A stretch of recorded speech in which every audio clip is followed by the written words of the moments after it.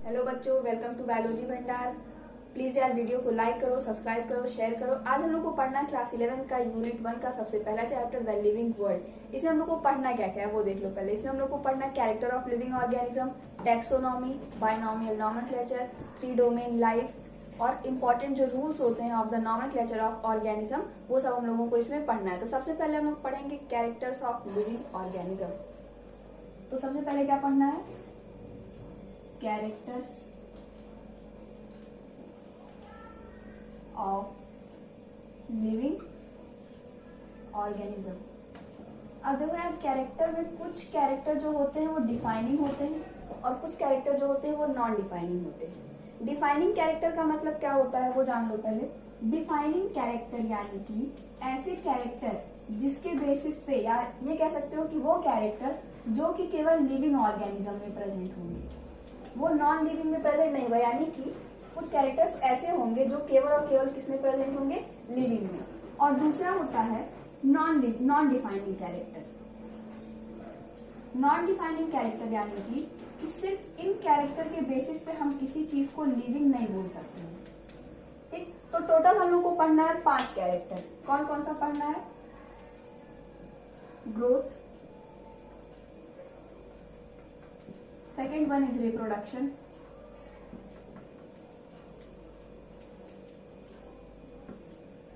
third is metabolism,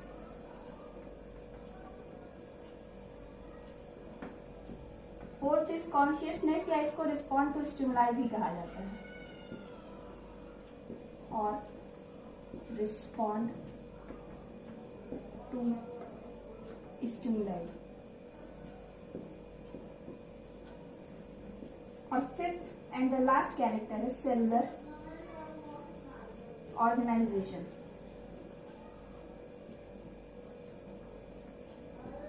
अब देखो, इसमें जो ग्रोथ और रिप्रोडक्शन है, ग्रोथ एंड रिप्रोडक्शन, ये है हमारे नॉन डिफाइनिंग कैरेक्टर।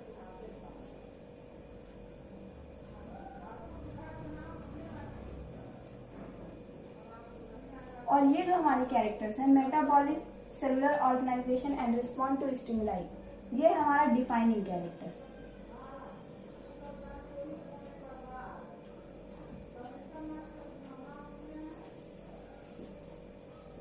ठीक, तो ग्रोथ कितने कैरेक्टर पढ़ने हैं? टोटल 5 कैरेक्टर पढ़ने हैं। सारे कैरेक्टर को डिटेल में पढ़ना है, यानी कि इन सारे 5 कैरेक्टर को हम लोग को डिटेल में पढ़ना है। इसमें से ग्रोथ और रिप्रोडक्शन हमारा क्या है? नॉन डिफाइनिंग कैरेक्टर है। मेटाबॉलिज्म, रिस्पॉन्ड टू स्टिमुलाई और कॉन्शियसनेस और सेलुलर ऑर्गेनाइजेशन हमारा डिफाइनिंग कैरेक्टर है। तो सबसे पहले हम लोग को पढ़ना है ग्रोथ, कि ग्रोथ क्या हो। तो पहला कैरेक्टर हम लोग को पढ़ना है ग्रोथ। ग्रोथ पहले ही बता दिया गया है कि ये क्या है? Non defining character. यानी कि केवल इस कैरेक्टर के, यानी केवल ग्रोथ के बेसिस पे हम लोग ये नहीं कह सकते हैं कि ये चीज लिविंग है या नहीं। सबसे पहले ग्रोथ क्या होता है? ग्रोथ यानी कि किसी भी चीज में इंक्रीमेंट। तो ग्रोथ जो होती है वो एक, अब देखो ग्रोथ भी जो होती है वो 2 टाइप की होती है, extrinsic growth and intrinsic growth.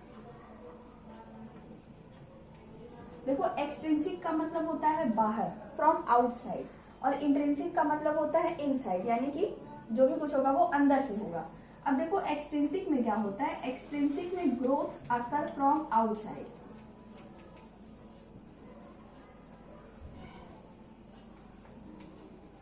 ठीक, होता क्या है? सपोज करो ये कोई माउंटेन है। अब इस पे कोई भी मटेरियल आ करके डिपॉजिट हो गया, इस पे कोई भी मटेरियल डिपॉजिट हो गया। अब क्या हो गया? इसकी हाइट में, इसकी पीक में कुछ तो ग्रोथ हुई, कुछ तो ऊपर उठेगा, ऊंचा होगा। तो इसमें क्या हो गया? अगर हम देखा जाए ग्रोथ के बारे में कि इंक्रीमेंट होगा और वो इरिवर्सिबल एंड परमानेंट चेंज होगा। तो माउंटेन के ऊपर जब कोई मटेरियल डिपॉजिट हुआ है तो इसकी पीक में क्या हुआ है? ग्रोथ हुआ है, इंक्रीमेंट हुआ है। लेकिन अब क्योंकि इस माउंटेन में ग्रोथ हो रही है, इसके बेसिस पे हम ये तो नहीं कह सकते ना कि माउंटेन एक लिविंग ऑर्गेनिज्म है। माउंटेन लिविंग नहीं है। ठीक, तो एक्सटेंसिव ग्रोथ में क्या होगा? किसी भी नॉन लिविंग थिंग के ऊपर कोई भी मटेरियल आ करके डिपॉजिट हो जाएगा, जिसकी वजह से क्या होगा? उस चीज में, उस थिंग में, या उस जो भी चीज रहेगा उसमें ग्रोथ होगी। अब देखो इंट्रिंसिक में क्या होता है? इंट्रिंसिक जो होता है ये लिविंग ऑर्गेनिज्म में होगा। ये किसमें होगा? लिविंग ऑर्गेनिज्म में। ठीक, इसमें क्या होता है कि सेल्स जो होती हैं वो डिवाइड होती हैं इन इट्स मास, उसी मास में वो डिवाइड होंगी और क्या होंगी? साइज में ग्रोथ होगा। तो इंट्रिंसिक में क्या होता है? Growth takes place from inside by division of cells. ठीक, अब देखो ये जो एक्सट्रिंसिक ग्रोथ होता है, एक्सट्रिंसिक ग्रोथ ही प्रूव करता है कि ग्रोथ जो है वो एक नॉन डिफाइनिंग कैरेक्टर है, क्योंकि ग्रोथ किस में हो रही है? एक्सट्रिंसिक ग्रोथ किस में हो रहा है? नॉन लिविंग थिंग में हो रहा है, लिविंग थिंग में नहीं हो रहा है। तो इस वजह से हम कहते हैं कि ग्रोथ जो होता है वो एक नॉन डिफाइनिंग कैरेक्टर होता है, यानी कि किसी चीज में अगर ग्रोथ हो रही है तो सिर्फ ग्रोथ के बेसिस पे ये नहीं कह सकते हो कि ये चीज लिविंग है या ये चीज लिविंग नहीं है। अब ग्रोथ तो हो गया, दूसरा कैरेक्टर हम लोग को पढ़ना है रिप्रोडक्शन। अब देखो दूसरा कैरेक्टर हम लोग को पढ़ना है रिप्रोडक्शन। रिप्रोडक्शन भी जो होता है वो एक नॉन डिफाइनिंग कैरेक्टर होता है।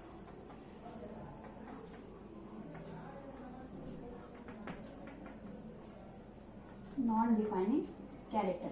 रिप्रोडक्शन होता क्या है? रिप्रोडक्शन यानी कि प्रोडक्शन ऑफ इट्स प्रोजेनी। ठीक, प्रोडक्ट यानी कि रिप्रोडक्शन में क्या होगा? प्रोडक्शन ऑफ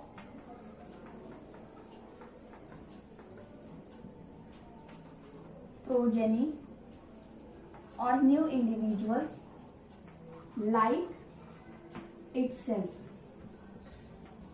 अब देखो लिविंग ऑर्गेनिज्म क्या होते हैं? कोई भी चीज जो होती है वो अपने ही जैसे प्रोजेनी का प्रोडक्शन करती है, यानी कि जो उसके ही जैसे हो कैरेक्टर में या फिर फिजिकलिटी में, हर चीज में सिमिलर हो, थोड़े बहुत या ज्यादा ही सिमिलर हो, जिससे कि क्या हो? उनकी कॉन्टिन्यूटी इस अर्थ पे बनी रहे। ऐसा ना हो कि वो एक जनरेशन के बाद एक्सटिंक्ट हो जाए। ठीक, तो रिप्रोडक्शन क्या होता है? Production of progeny like itself. अब रिप्रोडक्शन के जो कि होते हैं केवल दो वेज होते हैं, एक होता है एसेक्सुअल रिप्रोडक्शन और दूसरा होता है सेक्सुअल रिप्रोडक्शन। तीसरा कोई वेज नहीं होता है ऑफ रिप्रोडक्शन। तो रिप्रोडक्शन के कितने वेज होते हैं? दो वेज होते हैं, asexual and sexual reproduction. Asexual में क्या होता है? किसी भी एक इंडिविजुअल की जरूरत होती है, और सेक्सुअल में क्या होता है कि दोनों इंडिविजुअल्स की जरूरत होती है।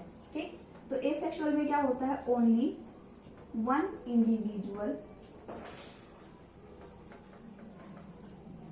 Is required. लेकिन सेक्सुअल रिप्रोडक्शन में क्या होता है? Both individuals are required.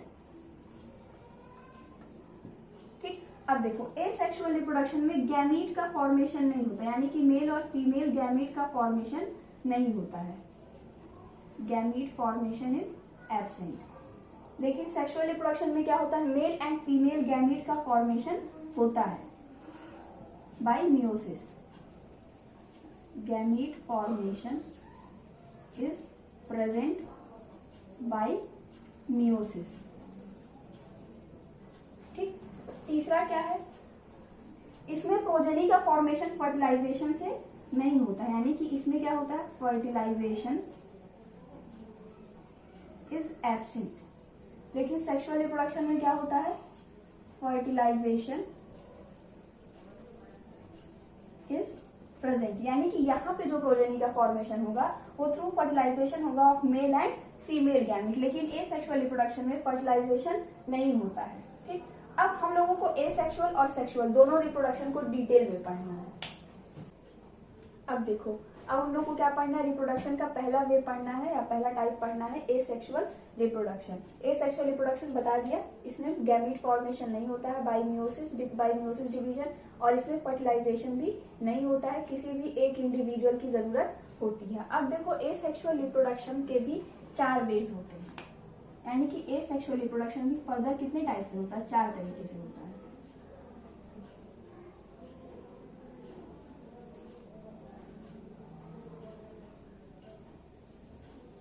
ठीक, सबसे पहला क्या है? By spore production.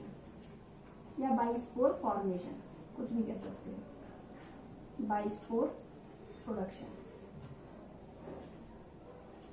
ठीक, दूसरा होता है बाय बडिंग,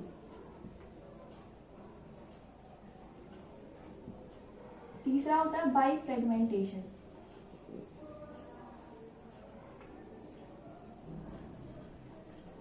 और चौथा होता है बाय ट्रू रीजनरेशन।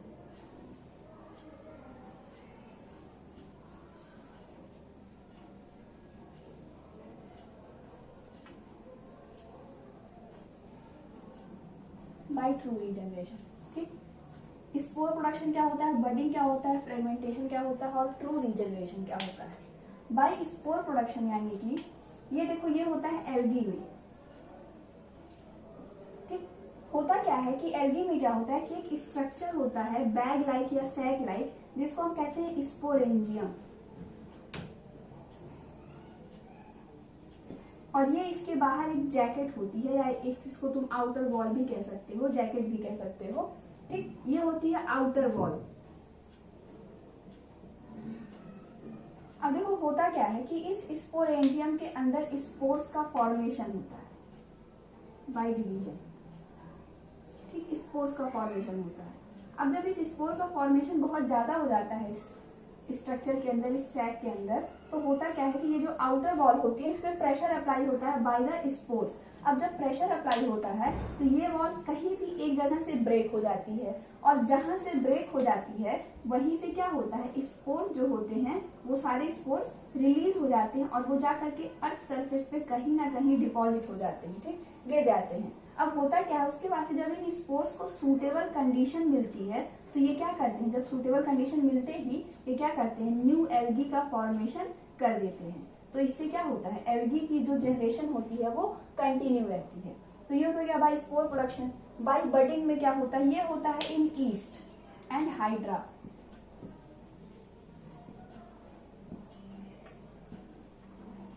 देखो इसमें क्या होता है, बडिंग प्रोसेस में क्या होता है, ये है ईस्ट। ठीक, अब होगा क्या कि इस ईस्ट में कहीं से भी, पूरी बॉडी में इसके कहीं से भी क्या होता है, एक ऐसा स्मॉल आउटग्रोथ हो जाता है फ्रॉम इट्स बॉडी। होता क्या है, धीरे धीरे ये जो आउटग्रोथ होता है ये और बड़ा होता जाता है, ये और ग्रो करता जाता है। तो एक टाइम आता है कि जब ये जो बड होता है ये पूरी तरीके से ग्रो कर जाता है, और ये इसकी बॉडी से डिटैच हो जाता है, और डिटैच होने के बाद ये क्या होता है, ये ग्रो कर गया है, और डिटैच होने के बाद क्या होता है कि ये जा करके अर्थ सरफेस पे कहीं ना कहीं डिपॉजिट हो जाता है, और जब इसको सूटेबल कंडीशन मिलती है तो ये क्या होता है, ग्रो हो जाता है, और न्यू ईस्ट का फॉर्मेशन हो जाता है। सिमिलरली हाइड्रा में भी होता है। तो बाय स्पोर प्रोडक्शन हो गया, बाय बडिंग हो गया। अब आता है बाय फ्रेगमेंटेशन। फ्रेगमेंटेशन जो होता है ये फिलामेंटस एल्गी में होता है।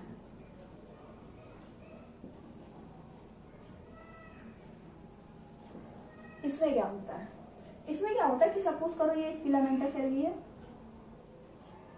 तो इसकी जो बॉडी होती है वो स्मॉल फ्रेगमेंट्स में ब्रेक हो जाती है। एक फ्रेगमेंट ये हो गया, एक ये हो गया, कई सारे फ्रेगमेंट्स में ब्रेक हो जाती है, और उसके बाद से ये जो फ्रेगमेंट्स होते हैं, जो एक एक फ्रेगमेंट्स होते हैं, ये जा करके अर्थ पे डिपॉजिट हो जाते हैं, कहीं भी गिर जाते हैं, और जब इनको सूटेबल कंडीशन मिलती है तो ये क्या होते हैं, फिर यहाँ से न्यू एल्गी का फॉर्मेशन हो जाता है, और एल्गी की जो लाइफ होती है, जो जनरेशन होती है, वो क्या होती है, अर्थ पे कंटिन्यू रहती है।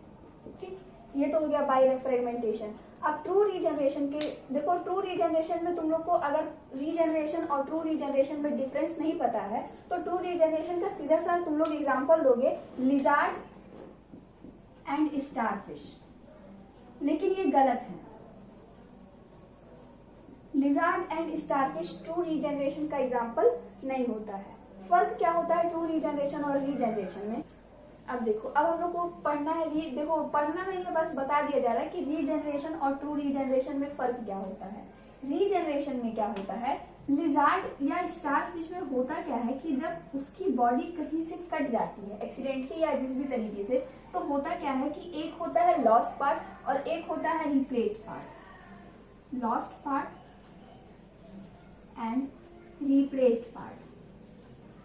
तो रीजनरेशन और ट्रू रीजनरेशन में इतना ही फर्क होता है कि रीजनरेशन में लॉस्ट पार्ट से न्यू ऑर्गेनिज्म का फॉर्मेशन नहीं होता है, न्यू ऑर्गेनिज्म का फॉर्मेशन नहीं होगा। सपोज करो ये लिजर्ड की टेल है और ये क्या हो गई, अलग हो गई, तो ये होगा हमारा लॉस्ट पार्ट और ये होगा हमारा रिप्लेस्ड पार्ट। ठीक, तो होगा क्या कि ये जो लॉस्ट पार्ट है इससे किसी भी न्यू ऑर्गेनिज्म का फॉर्मेशन नहीं होगा। न्यू ऑर्गेनिज्म या फिर बॉडी जो है वो कहाँ से ग्रो करेगी, सिर्फ और सिर्फ इस रिप्लेस्ड पार्ट से ग्रो करेगी। ठीक, लेकिन ट्रू रीजनरेशन में क्या होता है कि replaced part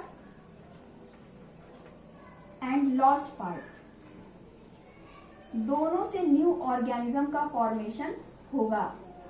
new organism will be formed, new organism will be formed, दोनों से क्या होगा, न्यू ऑर्गेनिज्म का फॉर्मेशन होगा। तो क्या अब ट्रू रीजनरेशन का एग्जांपल लिजर्ड और स्टारफिश होगा? नहीं, क्योंकि लिजर्ड और स्टारफिश में लॉस्ट पार्ट से न्यू ऑर्गेनिज्म का फॉर्मेशन नहीं होता है। किससे होता है? केवल और केवल रिप्लेस्ड पार्ट से होता है। लेकिन ट्रू रीजनरेशन के केस में क्या कहा जा रहा है, या ट्रू रीजनरेशन में क्या होता है कि रिप्लेस्ड पार्ट और लॉस्ट पार्ट दोनों से न्यू ऑर्गेनिज्म का फॉर्मेशन होगा।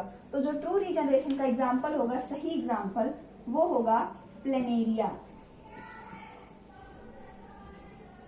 ठीक, यानी कि प्लेनेरिया में क्या होगा, रिप्लेस्ड पार्ट और लॉस्ट पार्ट दोनों से न्यू ऑर्गेनिज्म का फॉर्मेशन होगा। अब हम लोग को पढ़ना है सेक्सुअल रिप्रोडक्शन। अब देखो, अब हम लोग को पढ़ना है सेक्सुअल रिप्रोडक्शन। सेक्सुअल रिप्रोडक्शन यानी कि इसके बारे में बता दिया, गैमेट फॉर्मेशन होता है, दोनों इंडिविजुअल की जरूरत होती है, यानी कि मेल एंड फीमेल दोनों की जरूरत होती है। मेल एंड फीमेल गैमेट का भी फॉर्मेशन होता है, बाय मियोसिस डिवीजन होता है, और इसमें जो प्रोजेनी फॉर्म होती है वो होती है by the fertilisation of male and female gamete. अब देखो, जो कहा गया है कि reproduction is a non defining character, वो प्रूफ यहीं से होता है, सेक्सुअल रिप्रोडक्शन से। ठीक, तो सबसे पहले रिप्रोडक्शन, अब देखो सेक्सुअल रिप्रोडक्शन में होगा क्या, कहाँ कैसे ये प्रूफ होगा।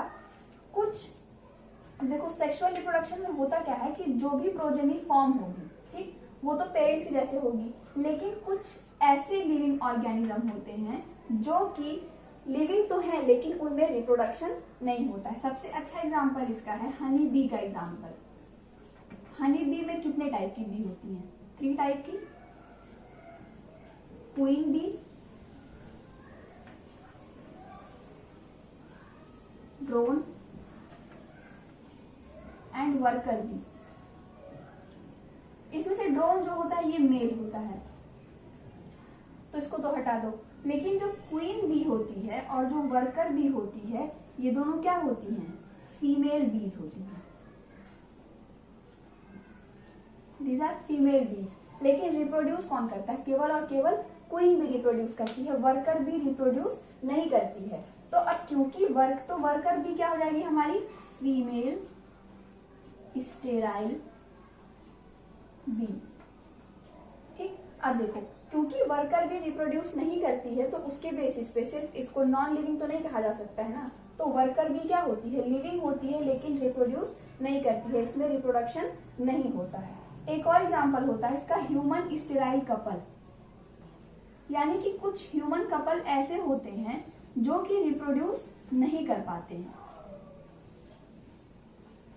तो अब ऐसा तो नहीं है ना कि वो रिप्रोड्यूस नहीं कर पाते हैं, उनमें रिप्रोडक्शन नहीं होता है, कैपेबिलिटी नहीं होती है of production of its progeny like itself, तो वो नॉन लिविंग में आएंगे। ठीक, तो सेक्सुअल रिप्रोडक्शन से, यानी ये honey bee, worker honey bee और ह्यूमन स्टेराइल कपल से ये प्रूफ होता है कि reproduction is a non defining character.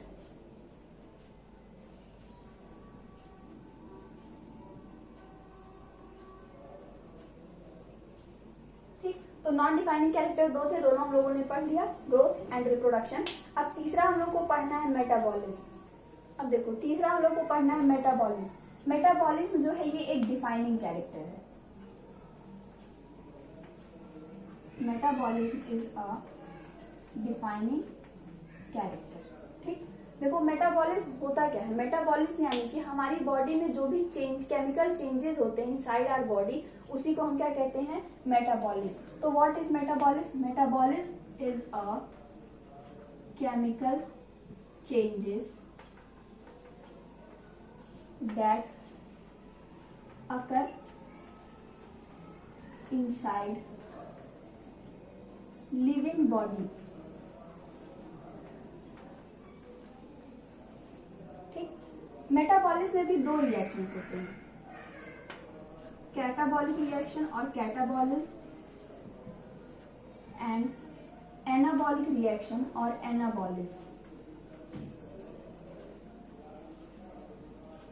Catabolism जो है ये एक डिस्ट्रक्टिव रिएक्शन होता है। डिस्ट्रक्टिव यानी कि इसमें जो भी चीजें होंगी, इसमें कुछ बनेगा नहीं, जो भी होगा वो क्या होगा, अपने कॉम्प्लेक्स फॉर्म से ब्रेक होकर के सिंपलर फॉर्म में आएगा। और एनाबॉलिज्म जो होता है ये होता है सिंथेटिक रिएक्शन, यानी कि इसमें क्या होता है, किसी भी चीज का फॉर्मेशन होगा, कोई भी चीज ब्रेक नहीं होगी, किसी ना किसी न्यूट्रिएंट का या किसी भी चीज का क्या होगा, फॉर्मेशन होगा। तो इसके अंदर आता है सिंथेसिस ऑफ प्रोटीन, या जो भी चीजें फॉर्म होती हैं in the living body, human में या किसी भी लिविंग ऑर्गेनिज्म में, प्रोटीन का सिंथेसिस हो गया, डीएनए, आरएनए या किसी भी चीज की जो सिंथेसिस होती है वो किसमें आती है, एनाबॉलिक रिएक्शन में आती है। लेकिन कैटाबॉलिज्म में क्या आएगा, कैटाबॉलिज्म में सपोज करो स्टार्च है, हम लोगों ने स्टार्च इंटेक किया फूड के साथ, ठीक, अब ये क्या होता है, ये फिर ब्रेक होता है इन माल्टोज, ठीक। तो यहाँ पे क्या हो रहा है, स्टार्च जो है ये इसका है कॉम्प्लेक्स फॉर्म, और यहाँ से ये माल्टोज इसका क्या है, सिंपलर फॉर्म, यानी कि यहाँ पे क्या हो रहा है, स्टार्च जो है वो ब्रेक हो रहा है, यानी कि यहाँ पे क्या हो रहा है, डिस्ट्रक्टिव रिएक्शन हो रहा है, ठीक। तो कैटाबॉलिज्म यानी कि डिस्ट्रक्टिव रिएक्शन, एनाबॉलिज्म यानी कि सिंथेटिक रिएक्शन। कैटाबॉलिज्म में कोई भी चीजें ब्रेक होंगी, कोई भी न्यूट्रिएंट है, विटामिन है, मिनरल है, कोई भी चीज है वो ब्रेक होगी। लेकिन एनाबॉलिज्म में क्या होगा, किसी भी चीज का फॉर्मेशन होगा। तो अब ये सारी चीजें किसी भी नॉन लिविंग थिंग में नहीं होंगी, ये केवल और केवल किस में होंगी, लिविंग थिंग में होंगी, लिविंग ऑर्गेनिज्म में होंगी, ठीक। तो ये जो होता है यही से प्रूफ होता है कि metabolism is a defining character of living organism. अब देखो फोर्थ कैरेक्टर हम लोग को पढ़ना है सेलुलर ऑर्गेनाइजेशन। सेलुलर ऑर्गेनाइजेशन भी जो होता है ये एक डिफाइनिंग कैरेक्टर होता है ऑफ लिविंग ऑर्गेनिज्म।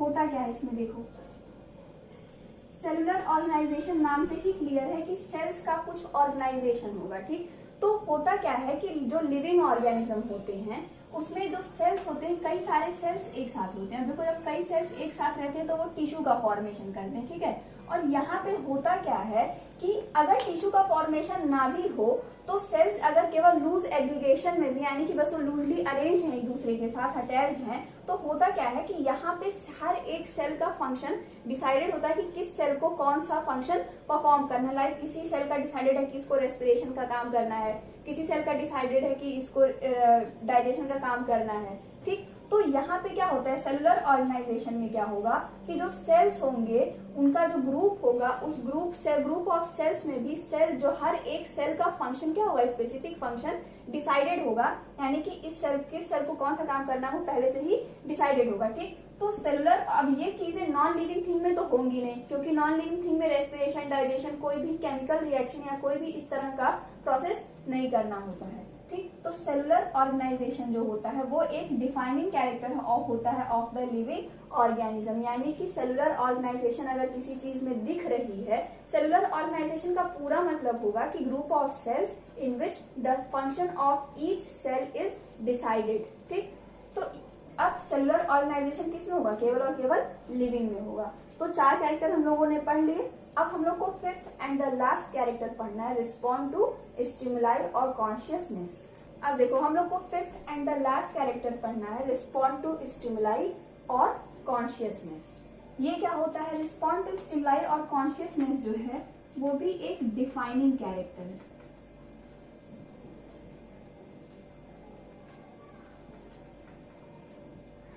ठीक। देखो रिस्पॉन्ड टू स्टिमुलाई और कॉन्शियसनेस का मतलब क्या होता है, कॉन्शियसनेस का सीधा सा मतलब होता है awareness of surrounding.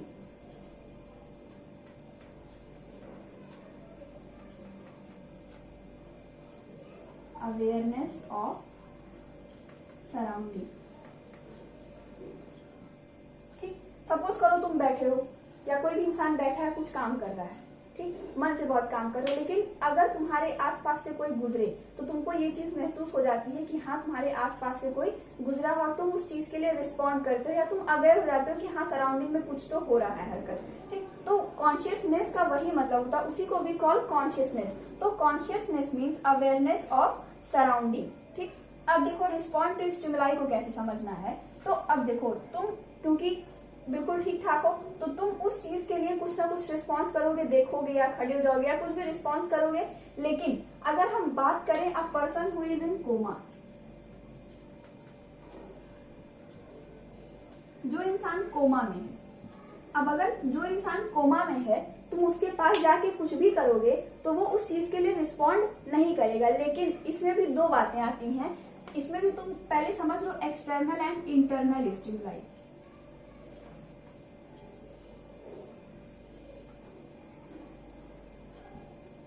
External and internal stimuli. External stimuli यानी कि तो जो इंसान कोमा में है तुम उसके पास जाओ, खड़े रहो, बैठो, कुछ भी करो, कोई चीज तोड़ दो, लेकिन वो उस चीज के लिए रिस्पॉन्स नहीं करेगा, यानी कि वो उठ करके कुछ भी हरकत नहीं करेगा। तो जो पर्सन कोमा में होता है वो एक्सटर्नल स्टिमुलाई को रिस्पॉन्ड नहीं करता है, does not respond to the external stimuli. लेकिन इंटरनल स्टिमुलाई क्या होता है, जो इंसान कोमा में है उसको जो भी मेडिसिन या ड्रग्स दिए जाते हैं,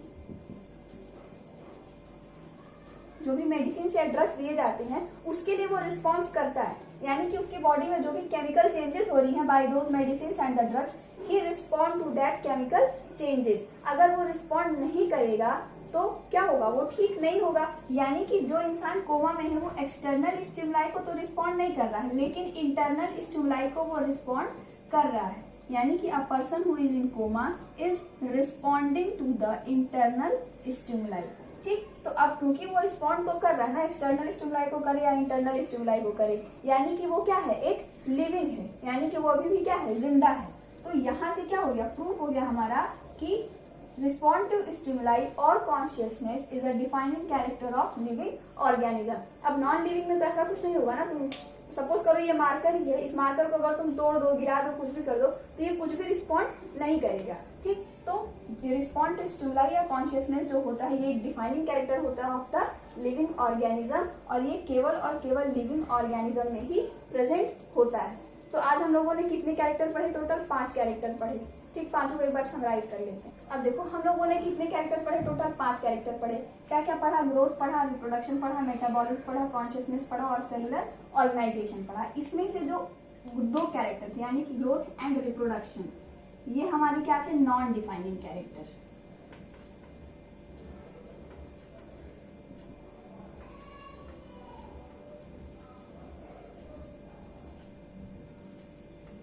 नॉन डिफाइनिंग कैरेक्टर।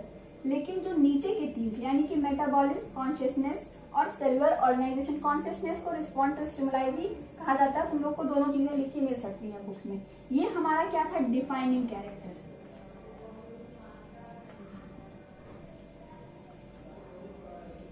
अब देखो जो इम्पोर्टेंट पॉइंट है या जो कॉन्सेप्ट वाली बात है वो कहाँ पे ध्यान रखनी है एकदम अच्छे से, वो है नॉन डिफाइनिंग कैरेक्टर्स में। तो नॉन डिफाइनिंग कैरेक्टर्स में जो ग्रोथ था, इसमें कौन सा ग्रोथ, ऐसा नहीं है कि पूरा ग्रोथ नॉन डिफाइनिंग है, ठीक है, लेकिन ग्रोथ में भी स्पेसिफिक अगर पूछा जाए तो कौन सा ग्रोथ नॉन डिफाइनिंग था, एक्सट्रिंसिक ग्रोथ। एक्सट्रिंसिक ग्रोथ जो थी वो हमारी एक नॉन डिफाइनिंग कैरेक्टर थी। और रिप्रोडक्शन में क्या था, सेक्सुअल रिप्रोडक्शन में भी जो ह्यूमन स्टेराइल कपल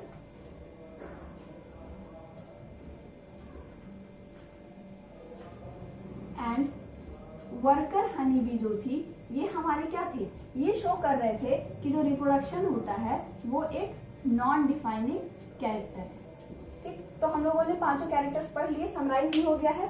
नोट्स तुम लोग को डिस्क्रिप्शन बॉक्स में मिल जाएगा, लिंक शेयर कर दी गई है वहां पे। प्लीज यार वीडियो को लाइक करो, सब्सक्राइब करो, शेयर करो ज्यादा से ज्यादा अपने क्लासमेट्स में, अपने फ्रेंड्स में। एंड जो भी अगर कोई भी नया टॉपिक तुमको चाहिए तो उसको कमेंट सेक्शन में तुम लोग मेंशन कर देना, तुम लोग को उस पर वीडियो मिल जाएगी। Thank you.